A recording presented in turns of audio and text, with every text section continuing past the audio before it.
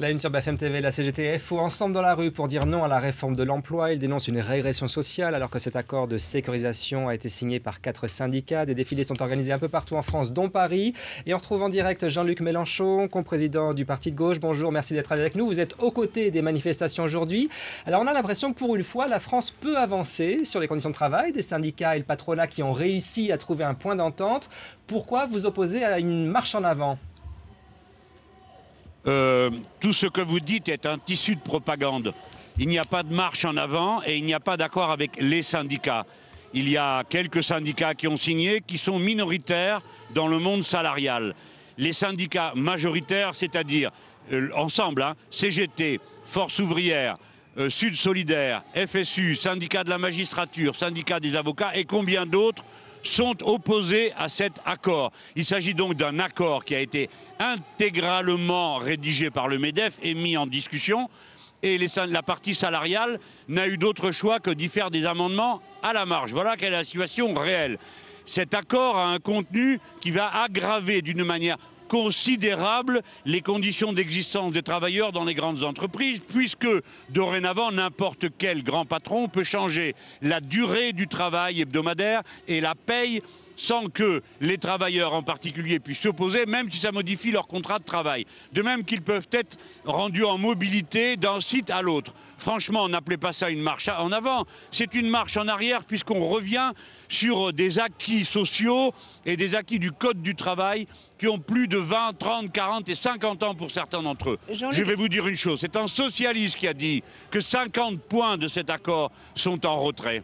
Alors Jean-Luc Mélenchon, est-ce qu'à vous entendre, tout est à jeter dans ce texte? Est-ce qu'il n'y a quand même pas des points positifs, comme la taxation de certains contrats courts, la généralisation de la complémentaire santé, les droits rechargeables à l'assurance chômage? Il y a quand même des points positifs. Alors, les 3 points que vous évoquez sont ceux de l'argumentaire socialiste. Ce sont 3 mensonges.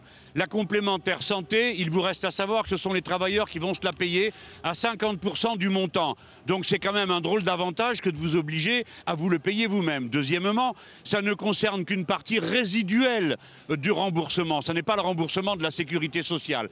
Je vous prends cet exemple et je pourrais prendre l'autre exemple que vous avez donné. Vous avez dit la taxation des contrats précaires. Eh bien non, pas du tout. Tous les contrats d'intérim ne seront pas taxés, les contrats saisonniers ne seront pas taxés. Les contrats de très brève durée, dits de projet, ou des contrats qui ont un impact, par exemple, comme les gens qui travaillent pour Madame Parizeau à poser des questions pour les instituts de sondage, ne sont pas concernés. Alors, je comprends que vous ayez été induit en erreur. Prenons un autre exemple. Pour la raison suivante, c'est que le gouvernement et les socialistes passent leur temps à raconter des mensonges sur le contenu. Alors, prenons un autre exemple, l'homologation des plans sociaux. L'homologation des plans sociaux par l'administration, ça ressemble à une autorisation administrative de licenciement. Là, vous devriez être d'accord. Oui, c'est comme le jus de pomme, ça ressemble au whisky, mais ça n'en est pas, voyez-vous. Alors, ce dont vous me parlez, l'homologation, monsieur, pour que vous compreniez bien de quoi il retourne. Un patron d'une grande entreprise décide de faire un plan de licenciement ou bien un plan où il réduit les payes et augmente la semaine de travail. Eh bien, il dépose cette demande à l'administration de l'inspection du travail. Vous savez comme moi qu'il y a un nombre absolument ridicule d'inspecteurs du travail par rapport à la tâche à accomplir. Eh bien, savez-vous que si il n'y a pas de réponse de l'administration dans un délai, je crois que c'est 1 mois, le plan est considéré comme acquis. Et on ose appeler ça une autorisation administrative préalable de licenciement. C'est un mensonge et une duperie. Voilà ce que c'est. Jean-Luc Mélenchon, oui, vous aviez appelé à voter François Hollande au second tour de l'élection présidentielle. Oui. Aujourd'hui, c'est le divorce. Et tous les gens qui sont là aussi, ils ont voté Hollande comme des ballots. Aujourd'hui, c'est le divorce? Ah ben c'est pas un divorce, il est là, donc quand on divorce on se sépare, en principe là il n'y a pas moyen, on est cloué après lui pendant 5 ans. Donc il est là, mais nous l'avons tous, autant que nous sommes ici élus, nous ne l'avons pas élu pour faire ça.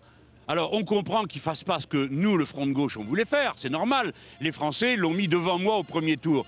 Mais on peut quand même s'attendre à ce qu'au moins il ne fasse pas la même chose que M. Nicolas Sarkozy sur la question des accords de compétitivité quand même. C'est le minimum, non? On a voté pour lui pour se débarrasser de l'autre. C'est pas pour qu'on nous le ramène par la fenêtre et repeint est dans un nouvel emballage. Et là, vous savez, il y a une grande déception. Les gens sont frustrés parce que ici on est toutes les opinions. Vous savez, c'est les syndicats qui appellent. Vous avez des socialistes, vous avez des communistes, vous avez des PGE, des gens qui n'ont pas de parti en particulier. Mais nous sommes en ce moment rassemblés par une même indignation.